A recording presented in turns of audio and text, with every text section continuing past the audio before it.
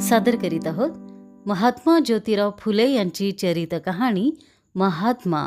लेखक डॉक्टर रवींद्र ठाकूर. ऐकूया एपिसोड 28.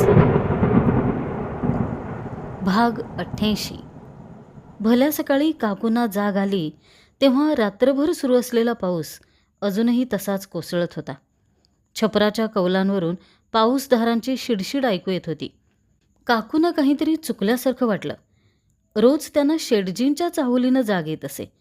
ती चाहूल आज लागली नव्हती. रोज रात्री 10 वाजता झोपी गेलेले शेटजी सकाळी 4 वाजता उठत. त्यांचा हा नियम कधीच चुकला नाही. एखाद्या दिवशी झोपायला उशीर झाला तसा तो अनेकदा होई, तरी सकाळी उठायची वेळ कधी टळत नसे. या वेळेपावे तो त्यांचे प्रातःविधी आटोपलेले असत. पडवीतल्या घोड्यापुढं चारा पडलेला असे आणि जाता जाता गोविंदाला हाक मारून ते सकाळच्या फेरफटक्यासाठी बाहेर पडलेले असत. पाऊस असला तरच हा कार्यक्रम खंडित होई. त्या दिवशी उशाशी ठेवलेली समयी पेटून त्यांचं वाचन सुरू झालेलं असे. काकू चटदिशी उठून तात्यांच्या पलंगाजवळ आल्या. त्यांच्या उशाशी ठेवलेली समयी घेतली. स्वयंपाकघरात आल्या. चुलीतला विस्तव फुंकून जाळ केला. समयी पेटवली आणि तात्यांच्या पलंगालगतच्या बैठ्या मेजावर आणून ठेवली. तात्या झोपेत होते, परंतु चेहऱ्यावर जागरणाचा क्षीण जाणवत होता. बहुधा त्यांना रात्रभर झोप लागली नसावी. रात्रंदिवस कष्ट करून थकलेल्या त्या शरीरावर आता वृद्धत्वाच्या खुणा पाय रोवू लागल्या होत्या. गालावर दाढीचे पांढरे खुंट वाढले होते. एकेकाळच्या काळ्या करंद केसावर आता करडी झाक आली होती. शेठजी, काकूनी हलकेच हाक मारली. तात्यांनी डोळे उघडले, परंतु जी म्हणून आर्जवी होकार मिळाला नाही. बरं वाटत नाही का? तात्यांनी नकारार्थी मान हलवली आणि उठून बसावं म्हणून त्यांनी उजव्या हातावर भार टाकला. परंतु जीवच काढून घेतल्याप्रमाणे हात लटका पडला आणि तात्या पुन्हा अंथरुणावर कलंडले. काकूनी झटकन पुढं होऊन त्यांना बस्त केलं. काय होत आहे शेठजी? काही नाही, थोडा थकवा आहे. हे थकव्याचं लक्षण नाही शेठजी. तात्या आजवर प्रकृतीविषयी कधी बोलले नव्हते. प्रकृतीविषयी बोलणं त्यांच्या स्वभावातच नव्हतं आणि ती काळजी करायला तेवढी उसंतही कधी मिळाली नव्हती. आतल्या आत त्यांनी खूप सहन केलं आहे हे जाणून काकू दुःखी झाल्या. एवढं झालं तरी त्यांनी साधी हाकही मारली नव्हती. कुठलीही गोष्ट परवानगीशिवाय न करणारे, प्रत्येक गोष्ट सांगणारे शेठजी या बाबतीत मात्र काही सांगत नाहीत हा विचार मनात येताच काकूंच्या डोळ्यात पाणी आलं. सावित्रीबाई, जी, तुमच्या डोळ्यात पाणी आलेलं बरं दिसत नाही. मला काय झालं आहे, पण कधी कधी असं होतं, एकाएकी हातापायातलं बळ ओसरतं, फार थकल्यासारखं वाटतं. असं का होतं काही समजत नाही. काकू काही न बोलता तशाच उभ्या होत्या. तात्यांनी हाताला धरून त्यांना आपल्या शेजारी बसवून घेतलं. सावित्री, तात्या म्हणाले. सावित्री. आज कितीतरी दिवसांनी काकू तात्यांच्या तोंडून हा एकेरी उल्लेख ऐकत होत्या. तुझं दुःख मला कळत नाही असं का आहे? अवतीभोवतीचं हे दुःख पाहून राहवत नाही. काहीतरी करावंसं वाटतं. समाजाची प्रकृती बिघडलेली असताना आपण आपल्याच प्रकृतीची काळजी कुठवर करावी? तुला खूप त्रास होतो. हे काय, हे सांगण्यासाठी का बसवून घेतलं आहे? नाही सावित्री, माझं थोडं ऐकून घे. तू इतकं केलंस, आजवर माझं इतकं ऐकलंस, पण मी तुझ्यासाठी काही करू शकलो नाही. काकू अस्वस्थ झाल्या. शेठजीने आज काय आरंभलं आहे हेच त्यांना कळेना. रागवू नकोस सावित्री. आयुष्यात कधी कशाची काळजी केली नाही, पण तुमच्या विचारानं जीव बेचैन होतो. आता तब्येतीचा भरवसा वाटत नाही. भाऊबंद असे परक्यासारखे वागतात, त्यांच्यावर विसंबून चालणार नाही. उलट ते मिळकतीवर डोळा ठेवून तुम्हाला छळायला कमी करणार नाहीत. हातपाय धड आहेत तोवर तुमची आणि यशवंताची तरतूद करून ठेवावी असं वाटतं. म्हणजे मृत्यूपत्र करून ठेवावं असं मला वाटतं. काकूनी डोळ्यांना पदर लावला. आता मात्र त्यांना खरोखरच तात्यांचा राग आला होता. काकूंना राग येईल हे तात्यांना माहीत होतं. ते म्हणाले, आपला सत्यशोधक समाज तुम्हाला अंतर देणार नाही, परंतु भविष्याची तरतूद म्हणून मृत्यूपत्र केलं पाहिजे. तात्या बराच वेळ बोलत राहिले. निदान यशवंतासाठी तरी मृत्यूपत्र करणं आवश्यक आहे हे समजावण्याचा त्यांचा प्रयत्न सुरूच राहिला. माझ्यासाठी एकच करा शेठजी, काकू म्हणाल्या. सांगा सांगा सावित्रीबाई. थोडे दिवस विश्रांती घ्या. बरं वाटल्यावर मगच पुढची कामं हाती घ्या. आणि आता ही बोलणी बंद करा. अजून तुम्हाला खूप पाहायचं आहे. आजच या गोष्टी कुठून सुचल्या? तात्या हसले. त्यांना काकूंचं म्हणणं पटलं होतं. खरं आहे सावित्रीबाई, तात्या उत्साहानं म्हणाले. अजून खूप काम करायचं आहे. ओतूर खटला जिंकून सत्यधर्माचा ध्वज बळीस्थानात फिरवायचा आहे. सार्वजनिक सत्यधर्म पुस्तक लिहायचं आहे. आम्हाला काय नको एवढं सांगून चालणार नाही. आम्हाला काय पाहिजे हेही सांगितलं पाहिजे. नाहीतर ज्योतिबा फुल्यानं एक ब्राह्मण द्वेष्टा पंथ स्थापन करून समाजात बेदिली माजवली असा अर्थ काही लोक काढतील. शेवटी काय घ्यायचं आणि काय टाकायचं हे समाजच ठरवणार आहे. संसार कसा करावा हे आम्ही लोकांना सांगत असतो. पण आम्हीच जर आमच्या संसाराकडे दुर्लक्ष केलं तर ते चुकीचं ठरेल. यशवंताच्या लग्नाचं तुम्ही काय ठरवलं आहे? तात्या अगदी काकूंच्या मनातलं बोलले होते. यशवंता आता 14 वर्षाचा झाला होता. त्याच्या बरोबरीच्या मुलांची लग्न आटोपली होती. काकूंनी स्वतःहून हा विषय कधीच काढला नव्हता. वधूवरांचं लग्नाचं वय काय असावं याविषयीचे तात्यांचे विचार पाहता तो विषय निघणं शक्यही नव्हतं. परंतु आज शेठजींनी स्वतःच तो विषय काढला होता. ते काही असो, आज त्यांना पाहिजे होता तो विषय आयताच निघाला होता. तुम्ही काय विचार केला आहे? काकू म्हणाल्या. हे काही त्याचं लग्नाचं वय नाही, परंतु त्या दृष्टीनं आतापासूनच विचार केला पाहिजे. शक्य झालं तर लग्न ठरवून ठेवलं पाहिजे. उद्या कदाचित त्याच्या लग्नात अडथळे आणले जातील. कदाचित मुलगी मिळू दिली जाणार नाही. तेव्हा यशवंताच्या लग्नाबाबत शेठजीही आपल्यासारखाच विचार करीत आहेत हे पाहून काकूंना आश्चर्य वाटलं.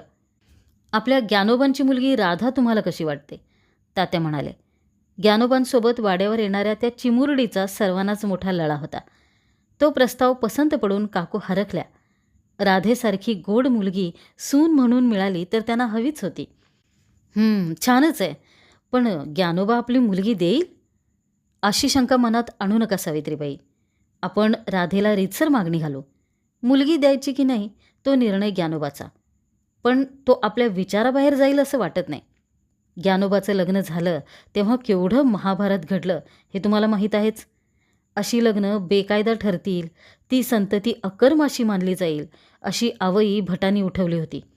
त्यावेळी मी ज्ञानोबाला शब्द दिला होता, तुझ्या मुलांच्या लग्नाची जबाबदारी माझ्याकडे लागली म्हणून.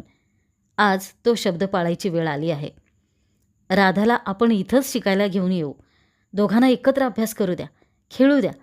त्यातून त्यांची मनं जुळतील. त्यानंतर त्यांचं लग्न करू. राधा हुशार आहे. आनंदीबाई जोशी यांच्यासारखं आपण तिला डॉक्टर बनवू. एक आनंदीबाई गेल्या म्हणून काय झालं? आमची राधा दुसरी आनंदीबाई होऊन आपल्या बहिणींची सेवा करेल. प्लेगची साथ येताच किती लोक मरतात याची गणती नसते. डॉक्टरी शिक्षणासारखं दुसरं परोपकारी शिक्षण नाही सावित्रीबाई. तोवर यशवंताही डॉक्टर होईल. दोघं मिळून गरिबांची सेवा करतील. तात्या उद्याच्या सुखस्वप्नात रंगून गेले. आनंदीबाईंचं नाव निघताच काकूंना मनाला चटका लागल्यागत झालं. आनंदीबाई जोशी सर्वांनाच चटका लावून गेल्या. त्या गोष्टीला आज 5 महिने झाले असतील. अमेरिकेतून डॉक्टर होऊन आलेली हिंदुस्थानची पहिली महिला डॉक्टर अवघ्या 21व्या वर्षी मृत्यूनं ओढून नेली होती. 17 वर्षाच्या त्या तरुण मुलीवर गोपाळराव जोशांनी खरोखर फार मोठी जबाबदारी टाकली. आनंदीबाईंनी ती पार पाडून दाखवली खरी, परंतु स्वतःच्या प्रकृतीपुढं त्यांचाही इलाज चालला नाही. आनंदीबाई अमेरिकेला गेल्याची बातमी पुण्यात आली तो दिवस काकूंना आठवला. एक ब्राह्मण कुटुंबातली स्त्री 7 समुद्रापलीकडं डॉक्टरकी शिकायला गेली म्हणून केवढा गहजब झाला होता. राव बहादूर गोपाळराव हरी, रावसाहेब रानडे यांच्यासारख्या मातब्बर लोकांना नाक घासत प्रायश्चित घ्यायला लावणारे पुण्यातले ब्राह्मण ते वृत्त ऐकताच पिसाळून उठले. पण गोपाळराव जोशी नावाच्या महाखट माणसानं त्यांना भीक घातली नव्हती. उलट आपण स्वतःही अमेरिकेला जाणार आहोत आणि वेळ आलीच तर ख्रिस्ती होणार आहोत असं छाती ठोकपणे सांगितलं होतं. गोपाळराव जोशांची चिकाटी ही खरोखर वाखाणण्यासारखी गोष्ट. लोकनिंदेला भीक न घालता त्यांनी आनंदीबाईंना मिशन शाळेत शिकवलं. सुधारकाचं मूल म्हणून आजारी मुलाला ब्राह्मण वैद्यानं औषध द्यायला नाकारलं. परिणामी मूल गमवावं लागलं. परंतु गोपाळराव शरण गेले नाहीत. उलट तीच घटना पुढचा इतिहास घडायला कारणीभूत ठरली. गोपाळरावांनी आनंदीबाईंना डॉक्टर करायचं ठरवलं. पण त्यांना अमेरिकेला पाठवायचं तर कारकुनी पगारातून तेवढा पैसा उभा करणं अशक्य होतं. हाल अपेष्टा सोसत गोपाळराव पैसा साठवू लागले. एकट्या आनंदीबाईंना पाठवायचं म्हटलं तरी खर्चाची तरतूद अशक्य वाटत होती. धर्मांतर करून पैशांची अडचण दूर होणार असेल तर गोपाळरावांनी तीही तयारी ठेवली. परंतु आनंदीबाईंना तो उपाय मान्य नव्हता. गोपाळरावांचे प्रयत्न सुरूच होते. धर्मांतराचा मार्ग सोडून त्यांनी अमेरिकेतल्या लोकांशी पत्रव्यवहार सुरू केला. शेवटी गोपाळरावांच्या प्रयत्नांना यश आलं. अमेरिकेतल्या कार्पेंटरबाईंनी त्यांचा पत्रव्यवहार वाचून मदतीचं आश्वासन दिलं. आनंदीबाई अमेरिकेला रवाना झाल्या. पेन्सिल्व्हानिया विमेन्स मेडिकल कॉलेजात त्यांना प्रवेश मिळाला. शिष्यवृत्ती मिळाली. आनंदीबाई अखंड अभ्यास करीत. आजारी अशक्त शरीराला अभ्यासाचा ताण सोसवत नसे. परंतु जिद्द अभंग होती.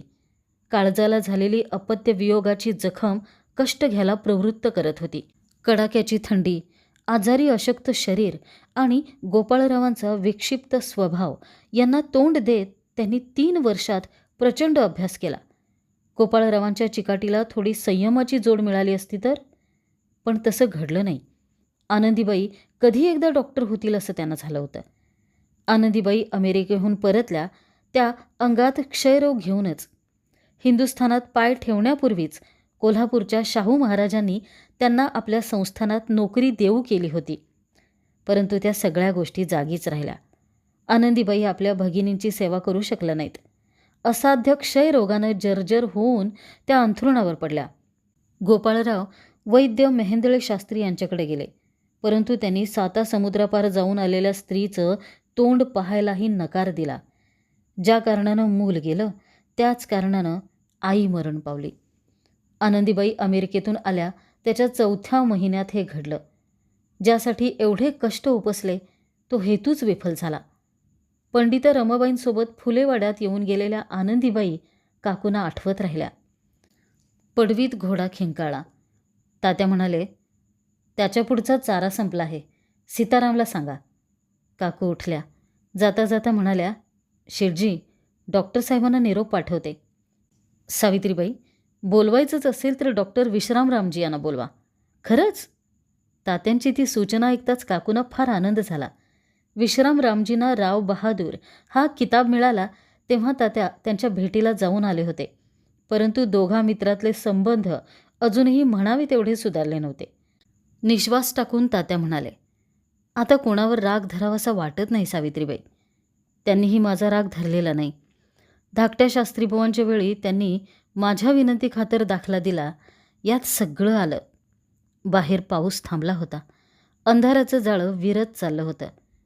पूर्व दिशेला लोंबकळणाऱ्या काळ्या पांढऱ्या ढगांच्या आडून झिरपणारा झुंजू मुंजू प्रकाश जगावर पसरत होता. तात्यांचे निरोपाची वाट पाहतच असल्याप्रमाणे डॉक्टर विश्रामरामजी फुलेवाड्यात हजर झाले. मनातील किलमिश गळून पडली होती. आज उरला सुरला दुरावाही निघून गेला. दुसऱ्या दिवशी थोडं बरं वाटल्यावर तात्यांनी मृत्यूपत्र लिहायला घेतलं. तात्यांनी प्रथम आपल्या सर्व स्थावर जंगम मिळकतीचं सविस्तर वर्णन केलं. त्यानंतर यशवंताची जन्मकथा सांगून तात्यांनी लिहिलं, आमचे उभयतांचे पश्चात आमचा मुलगा यशवंत हा आमचे स्थावर व जंगम वगैरे हर प्रकारचे माल मिळकतीचा मालक असून तो जाणता व सज्ञान झाल्यावर त्याजला केवळ तशी वहिवाट व मालकी करून त्याने आपले वंश परंपरेने सुखरूप उपभोग घेऊन मालकी करावी. आमचे माल मिळकतीवर आमचे भाऊबंद व पुतण्या गणपतराव राजाराम फुले वगैरे हर कोणाचा वारसा, मालकी अथवा वारसा अथवा दावा नाही व कोणतेही प्रकारचा माझे मिळकतीवर बिलकुल कोणाचा हक्क नाही.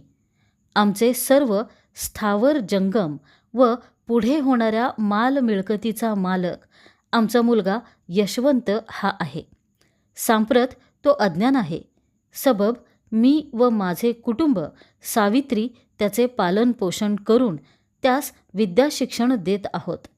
त्याचे मुख्य कारण हेच की चिरंजीव यशवंताने ईश्वर प्रित्यर्थ आपले सर्वोपरी गांजलेले अज्ञानी दीनदुबळ्या शूद्रादी अतिशूद्र मानव बांधवास त्यांचे मानवी अधिकारांचे हक्क त्यास समजावून देऊन त्यांची धूर्त ठक मानवद्रोही आर्यभट ब्राह्मणांचे कचाट्यापासून सुटका करण्याचे कामी आपले आयुष्य आपले सर्वस्व खर्ची घालून चिरंजीव यशवंताने जन्माचे सार्थक करून घ्यावे आणि आपल्याला तारणाऱ्या इंग्रज सरकारच्या हरेक कामी उपयोगी पडण्याकरिता आपल्या जीवाकडे पाहू नये.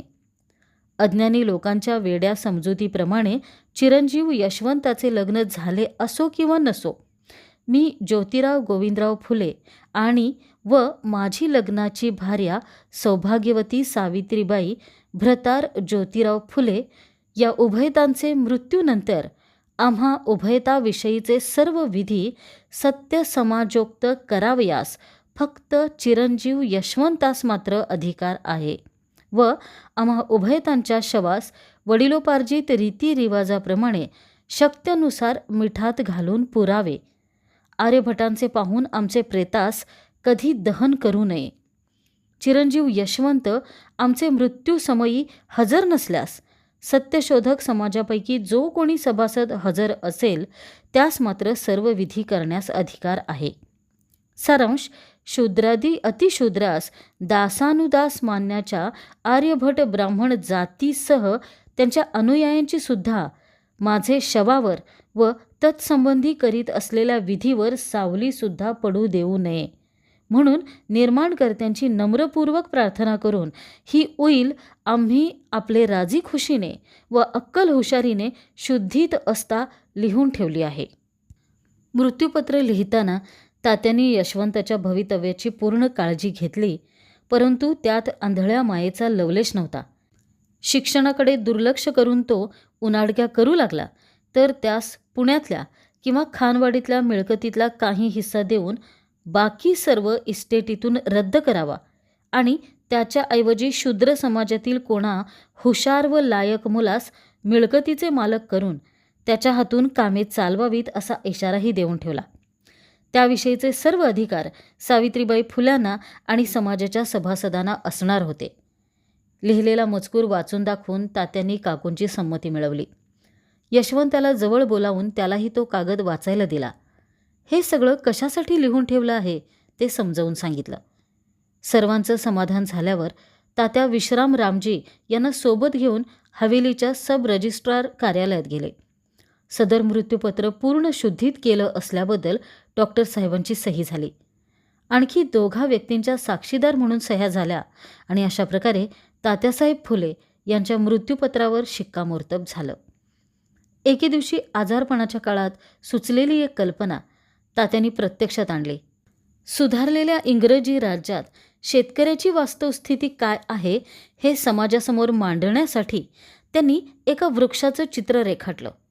त्या वृक्षाच्या शेंड्यावर पारशी लोक होते.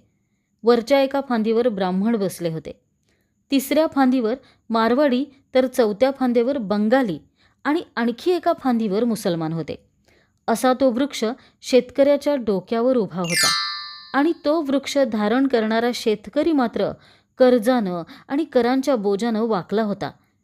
मनासारखी मांडणी झाल्याबरोबर तात्यांनी त्या चित्राच्या अनेक प्रती छापून घेतल्या. शहरातल्या प्रत्येक भिंतीवर ते चित्र झळकलं. आणखी काही प्रती छापून घेऊन तात्यांनी त्या विनामूल्य गावोगाव पाठवून दिल्या. भाऊ पाटलांना ते चित्र इतकं आवडलं होतं की त्यांनी ते राष्ट्रीय सभेच्या अधिवेशनासमोर लावायचं ठरवलं आणि त्या दृष्टीने तयारीही सुरू केली. कोणावर राग धरावासा वाटला नसला तरी संतापजनक गोष्टी घडायच्या त्या घडतच होत्या. त्यावेळी तात्यांच्या संतापाला कारणीभूत ठरले ते त्यांचे जवळचे मित्र स्वामी रामय्या व्यंकय्या अय्यावारू. स्वामींनी ख्रिस्ती बंधुजनास विनंती या नावाची लहानची चोपडी लिहून बायबल आणि ख्रिस्ती धर्म यातील विसंगतीकडे लक्ष वेधलं होतं. सोबतच ख्रिस्ती धर्मातल्या दोषावर सौम्य अशी टीकाही केली होती. ख्रिस्ती धर्मातही दोष आहेत, मनाला न पटणाऱ्या भाकड कथा आहेत, असा त्यांचा मुख्य आक्षेप होता. ख्रिस्ती मिशनरी इतर धर्माची चिकित्सा करताना ज्या कसोट्या लावतात त्या त्यांनी ख्रिस्ती धर्मालाही लावाव्यात आणि त्यावर आपला धर्म किती उतरतो हे पाहावे, अशी विनंती त्यांनी केली होती.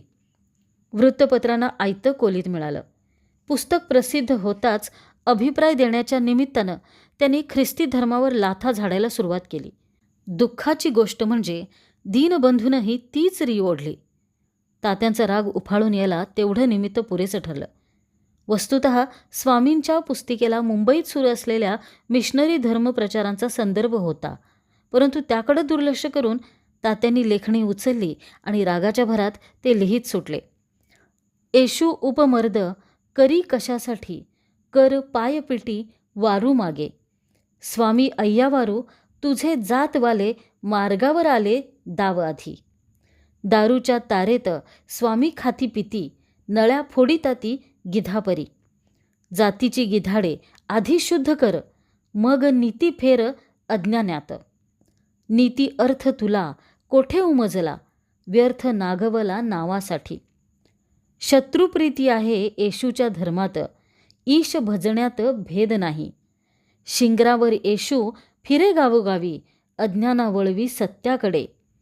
आर्यांचे धर्मात बंधुप्रीती नाही, दंभ देऊ पाही सर्व जगा. पोटासाठी बहु राजरोस चोर, होती कॉन्ट्रॅक्टर जगा माझी. आर्यावारू तिळ अधिकाड घाण, मार्गावर आण मग ख्रिस्ती. ख्रिस्ताने केली मानवाची कीव, दिला त्याने जीव मांगा म्हारा. स्वामी आर्यवारू आहेस तू साव, म्हारा मांगा पाव एका तरी. अखंड लिहून होताच त्यावर स्वामी बंधू असे टोपणनाव घालून त्यांनी तो ज्ञानोदयकडे पाठवून दिला. तात्यांना एवढा राग यावा याला आणखी काही कारणं होती. स्वामींनी स्थापन केलेल्या नीतीप्रसारक सभेत कुठलाही एक धर्म प्रमाण न मानता देव आहे की नाही, धर्म आणि नीती यांचा संबंध असतो की नाही, असे वाद उपस्थित केले जात. देव आहे की नाही असा प्रश्न उपस्थित करणं तात्यांच्या ईश्वरनिष्ठ मनाला पटणारं नव्हतं. सुशिक्षणगृहामुळंही काही ग्रह पूर्वग्रह फोपावले होते. शेठ राजू बाबाजी जाया कराडी यांची मुलं स्वामीजींच्या आग्रहामुळेच सुशिक्षणगृहात आली होती आणि त्या लोकांनी सुशिक्षणगृहाबाबत तात्यांकडे तक्रारी सुरू केल्या होत्या. त्यांच्याकडून आलेले एक पत्र त्यांनी सत्सारमध्ये छापलं, परंतु त्यामुळं कृष्णरावांचे आणि तात्यांचे संबंध आणखी बिघडले. सुशिक्षणगृहाला बदनाम करण्यासाठी ते पत्र लिहून घेऊन छापण्यात आलं असं त्यांचा समज झाला. अखंड यथावकाश छापून आला आणि तर्कवितर्क सुरू झाले. तो अखंड लिहिणारे स्वामी बंधू म्हणजे दुसरे तिसरे कोणी नसून तात्यासाहेब फुले हेच आहेत हे सर्वांनी सहज ओळखलं. तात्यांनी इतकी तोल सोडून टीका करावी ही गोष्ट अनेकांना आवडली नाही. ती अखंडरूप प्रतिक्रिया वाचून स्वामीही नाराज झाले. तो सर्व वृत्तांत कानोकानी पुण्यात येऊन पोचला. तात्यांनी स्वामींची माफी मागावी अशा सूचना येऊ लागल्या, परंतु ख्रिस्ती धर्मावर टीका करणाऱ्या लेखकाची माफी मागणं त्यांच्या तत्वात बसत नव्हतं. ते अखंड ज्योतिबा फुले यांनी लिहिले नसून ज्ञानोदयाच्या संपादकांनी लिहवून घेतले आहेत अशी कुजबूज सुरू झाली. त्याचवेळी बडोदा वत्सलचे संपादक रामजी संतूजी आवटे यांनीही झाल्या गोष्टीबद्दल तात्यांनाच दोष दिला. शेवटी तात्यांना या सर्व गोष्टीचा विचार करणं भाग पडलं. सर्वांची इच्छा लक्षात घेऊन त्यांनी ज्ञानोदयकडे पाठवण्यासाठी पत्र लिहायला घेतलं. आपल्या तारीख 8 माहे सप्टेंबर सन 1887 अंकात मित्र अय्यावारूजींनी ख्रिस्ताविरुद्ध पुस्तक लिहिले आहे, त्याचे खंडनार्थ मी केलेला अखंड छापिला आहे. त्यातील काही भाग पुस्तककर्त्यास अनुलक्षून लिहिला आहे अशी त्यांची गैरसमजूत झाली आहे असे कळते, परंतु आम्ही कोणत्याही व्यक्तिमात्रास अनुलक्षून ते लिहिले नाही, फक्त उपमापर लिहिले आहे. ग्रंथकर्त्याच्या अब्रूला उणेपणा आणण्याकरिता लिहिलेला सदरील अखंड नसून त्याची उलट समज झाली असल्यास त्याबद्दल आम्ही फार फार दिलगीर आहोत. ही नाईलाजाची दिलगिरी ज्ञानोदयच्या 27 ऑक्टोबरच्या अंकात छापून आली आणि या प्रकरणावर पडदा पडला.